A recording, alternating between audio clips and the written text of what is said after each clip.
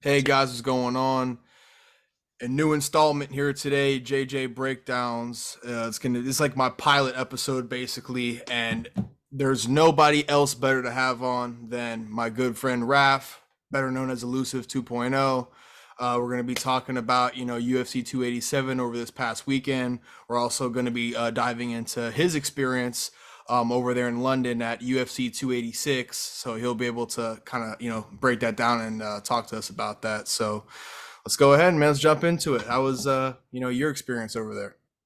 Wow, it was the first time for me. So, my side of the pond, we don't quite have that luxury you guys do of every month.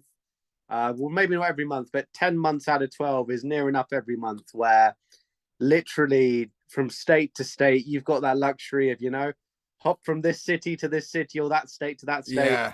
Yes, you're We right. get, like once every 3 years, and then we got, the small fight night cards. So, count your blessings, bro. Count your blessings. But no, it was really good. It was really good. Like, because I've worked in boxing myself, I was trying to compare, the production value. Yeah. And I thought with UFC, with the pyrotechnics and the way they play documentaries while the fans are waiting, whereas in Yeah. boxing, it tends to be music and not really many visuals at Matchroom or Queensbury events. But at the same time, I do still get the feeling that boxing is bigger than the UFC here by a significant stretch. Of course. Yeah.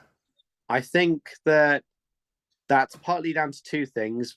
One being the age demographic, in that, as you now yourself are aware, that UFC is overtaken boxing globally in the under 30s age bracket.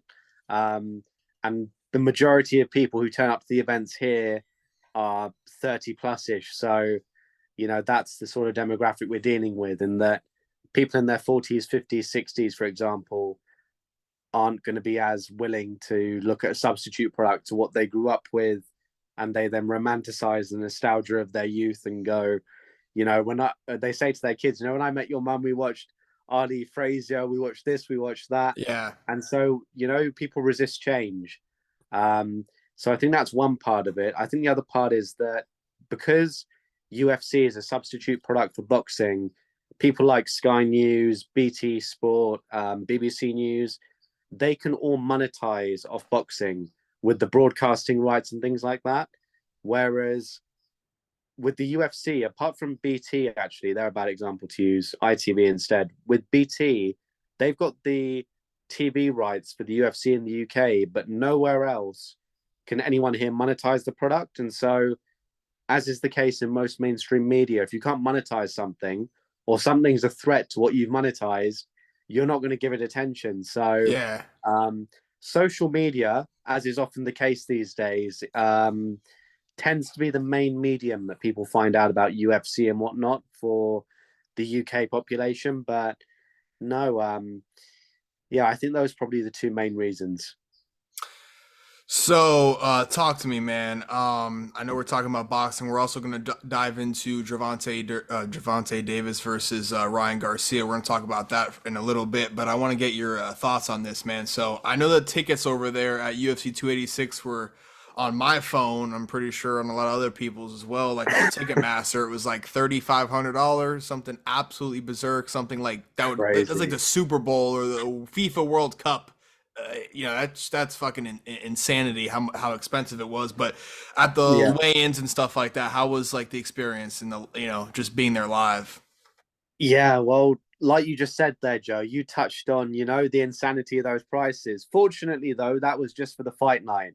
So we didn't have to pay for the weigh-ins or the press Yeah, conference and things like that. Whereas they actually do, like, for example, Anthony Joshua versus Alexander Usyk, there was, I think, a £1 ticket fee to come into the O2 Arena to watch the weigh-in. And so that is a thing. yeah, I'm But sure. no, it was good. It was good in the sense that the weigh-ins, there was a very good turnout. Um, there was actually more people there that could get in the venue, and they'd start turning people away. But I think another part of that's down to the fact that UFC don't really come here often, and so when they do come, everyone from every angle you can imagine starts coming through, and so with you guys, you've got the luxury of, hopping between state to state, knowing Yeah, if I miss yeah, it this month in Texas, I'll hop on a plane to New York. And if I miss that, then I don't know, I'll go to LA. Do you know what I yeah, or mean? Rather, Florida, you can whatever. float in the Yeah, triangle, yeah. Whereas here, it's sort of like if you don't come to the London one that comes every 3 years, then uh, you have to wait another 3 years. So Yeah, you're shit out of there luck. was a Yeah. 2 mile queue, Joe. I'm kid you not, there was a 2 mile queue coming out of the venue. Um, and that speaks volumes. I haven't seen that in a very long time. I'd say when Anthony Joshua, because boxing is much bigger here than UFC, when Anthony Joshua was on the come up, those were the sorts of crowds I'd see for, Joshua Klitschko trying to get into Wembley Stadium. But for the UFC, I've never seen anything like it. Like 2 mile long queues to get into the public press conference. So that wasn't even like the weigh-in or the fight night, just for the press conference. And I think that speaks volumes. Yeah, man. So give me your thoughts on the main event. What do you think about that? Yeah, I think that Usman looked a diminished version of his former self in the sense that striking wise, he didn't take the risks that he would have done once upon a time. And once upon a time doesn't even have to be that far back. Even 6 months ago, he was he held back on a little bit on his shots and his shot selection in a way where he didn't sit on punches the way he usually did for fear of that famous headshot dead coming back his way. So Yes, yes, yes, um, yes. I do think that because there's a saying, you're never the same after a knockout like that. And that holds true. But I think that because he jumped straight into the rematch in the other guy's home country this time around, I think there was that added pressure on him. I thought he would win going in based on how the first fight went. Sorry, but how the rematch went because this was the trilogy. But no, I thought Leon did really well. I think he weaponized his striking to the point where when Usman tried dual threating with the wrestling and the striking, so he'd feint upstairs to then set up the takedowns downstairs. I thought Yeah, that Leon did really well to not let him establish control for significant stretches of the fight. But at the same time, I felt that Leon was also using illegal maneuvers, like putting his fingers in the cage. Well, actually, no, it wasn't the cage. It was the glove, wasn't it? He put his fingers in the glove in the first round, and then the referee broke them up.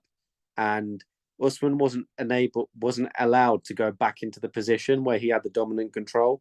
So that changed the conjecture of how that round could have gone, and then the fight there afterwards. But I still think Leon would have won because he had the points deducted for that yes, eventually. yes. Um, what was it in the first round? It wasn't a cage grab. It was the finger in the glove, right? Yeah, he had a couple different instances in that fight. I can't He kicked remember, him but in it the was nuts a yeah, couple times, grabbed the yeah. fence, That was it. That was But I'm it. I'm Yeah, yeah, happy Leon won. That's cool, man, because now we get to go forward in the welterweight division. You got yeah, Colby versus Leon.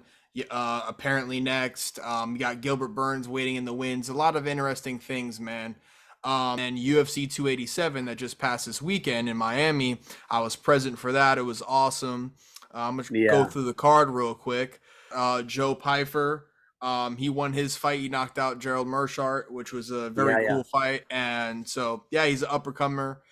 Definitely probably could be and has the potential to be a big star in the UFC. And then you also have on the prelims, fight of the night. The UFC posted it: Kelvin Gastelum versus Chris Curtis. That was an awesome fight. That was a barn burner. And Yeah. then, dude, the main card was just off the chain. What an awesome fight that was. Kevin Holland versus Ponzinibbio. Holland Yeah. won that. Third round knockout. Yeah, Adrian Yanez versus Rob Font. That was a barn burner. They were kind of propelling Yanez up there. You had Yanez kind of barking at O'Malley before the fight, saying that that would be an awesome fight. It's just crazy to think that Masvidal retiring is. It just.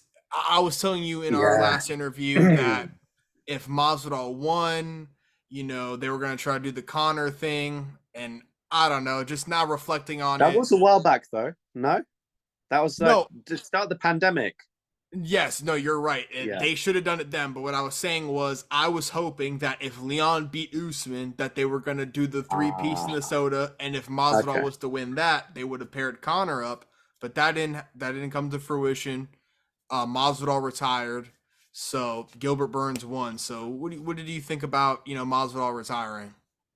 Yeah, I think it's 3 or 4 losses on the bounce, right? One of the two. Yeah, I yeah, always four. felt Yeah, that four in a row. four, yeah, four Yeah, now with Burns included. I think after riding that streak of in order, Darren Till, Ben Askren, and then Nate Diaz, yeah, that hot streak, and you're smiling as I asked that as well, because you're replaying in your head the nostalgia, but that hot streak, that was Jorge's year. That was Jorge's yeah, year where over the space of 12 to 15 months, he got those three and Brand Jorge was built. Um, I think the icing on the cake probably was the Nate Diaz BMF title fight. That was, yeah, just the icing on the cake of the brand because it was the record in the fight before, coming over to England and beating Darren Till, then the fastest UFC knockout record against Ben Askren with the flying knee. So it was yeah. a landmark, then a landmark, and then the BMF, the first of its kind, another landmark. But it did He, interest me in the sense that um, he said in the pre-fight press conference, Jorge was putting the idea to him that the BMF needed to be defended again. And I thought that was with a view to him being involved in that in some capacity yeah, afterwards. So to have retired after, I think that was a bit surprising too, but not surprising when you look at the context of it. He's yes. 39. He's got a 7-figure net worth into the multi-millions now. He's begun Game Bread, the promotion. The main event for 287, Pereira versus Adesanya. Yeah. What do you think of that? I thought Israel Adesanya silenced all of his critics going into that fight. I thought he would lose personally. I thought that based on the first three samples we had, he was winning until he wasn't, right? But I realized in my breakdown that I said something that in hindsight didn't turn out to be true, where his leg, if you notice throughout the fight, he was switch hitting constantly. The first round, switch hitting, orthodox, southpaw. But Alex was chewing up the left leg of Adesanya's when he was an orthodox. So I'll try and draw it for you. This finger here, let's say that's Adesanya's left leg and the right leg is my thumb here. He would then switch the other way around southpaw to protect that left leg and have this one in firing range, so to speak. But then when he switched back and his left leg was back in firing range, his leg buckled the first time round when Alex Pereira hit him with a leg kick downstairs. And then it buckled once again as he was being backed onto the fence. But Izzy then was playing possum. So looking back, I think half of the analysis was correct in that he was compromised with his leg. But then on reflection, as another analyst, Luke Thomas, pointed out, he had his legs in front of him when he was on the cage and he was looking through his guard. So he was playing possum. He wasn't shutting up looking at the ground. He was looking through his guard. And so when Pereira was loading up with shots, he could see them and slip, and his legs were out just in front of him. So he was able to jump in when he was exploding off the fence. It wasn't a case of his legs were off the fence and he had to take a step forward and then throw the punches that followed. Yeah, It wasn't a yeah, two-step sequence. Because his legs were leaning out in front of him while on the fence, it gave him that power to get the whiplash on his punches after. And he did really, really well to time that on Alex Pereira. I thought that was really impressive. Although until that point, I felt that Alex Pereira was winning both rounds on my scorecards. But at the same time, I think that, Adesanya, and I said this, I think on Twitter the other day, there's a difference between a sophisticated striker and a punishing striker. Adesanya is so polished and yeah. intelligent in the So way he sets technical, things so up. polished. Yeah, And it's like when you show on your shoes, it's that extra shiny rub. yeah, Whereas Alex Pereira wears the roughest shoes. They've got holes in yeah, them. They've got needles sticking out. But when he lands his foot on the ground, the earth yeah, shakes. There's an earthquake. yeah. And it's Um, crazy because he doesn't really throw like haymakers. If you know what I'm saying. He's not just kind of like yeah, brawling. He's kind of he does like he has this like super technical kickboxing style, but he like He throws is. these hooks from like his hands are like below his waist, and he just kind of whips the hooks. Like I've never really seen someone throw the punches like that, and it's Yeah, so cool to see how Pereira fights. But Izzy nuked him, sent him into he did. orbit. The middleweight division's looking interesting. Maybe Pereira goes up to 205. You know, maybe he fights Jamal Hill, beats him, and then they do the trilogy like that. I mean, there's so many different angles that the UFC could do the third and final fight if they do it in the UFC, because it's 1-1 right now. So in Yeah. MMA, yeah, You know, it's funny you said that 3-1. If you look at the first fight, that was the only one of the 4 fights they've had in every sport that didn't end by a stoppage. And it was very, very close. So there is an argument for saying yeah. A it's lot of either people are saying 2-2, Adesanya, yeah, 2-2. There you yeah, go, yeah, yeah, 2-2 or yeah, 3-1. And there's no in between, Joe. So yeah, I yeah. kind of get the feeling that, God, maybe it's late in the day. My mind's gone blank. Quadrilogy is 4, pentology is 5. Yeah, sounds about I'm, right, right? Yeah. I'm assuming. I think I've Uh, butchered that. I think it's something else. That let's just we'll yeah, go with we'll go with pentology at that. We'll go with almost that. Yeah. midnight in the UK. We'll go with pentology. With for the Uh, pentology, yeah. if it happens, are we in agreement that it happens either at 205 or not at all? I don't see Alex Pereira coming back down to 185 again, especially after that knockout, because now his resistance will be even more compromised, having to Cut all that weight. and coming back from a knockout like that. Before we get out of here, give me a quick That's for sure. breakdown of Javante Davis versus Ryan Garcia. Give me your thoughts on that. No, that was well timed. You timed it well. I think that inactivity has affected the bookmakers' odds for this in the sense that let's imagine a world where Ryan Garcia, coming off that win against Luke Campbell in 2021, yes, Yeah, 2021, yeah, he'd been as active as Gervonta Davis has over the past 2 years. I know, bro. yeah, Where does time go, right? I know. yeah. But let's imagine a world where Ryan had been as active as Gervonta Davis over the past few years. I struggle to believe the odds would have been as wide as they are. But at the same time, Gervonta Davis has floated up and down between weight divisions. Mario Barrios, Santa Cruz. Although my timeline's been getting mixed up. I think Santa Cruz may have been before the Campbell knockout, Yes, yes, yes, 2020. yes. Yeah, Um, but the premise still stands. Over the last 3 years, he's been floating up and down.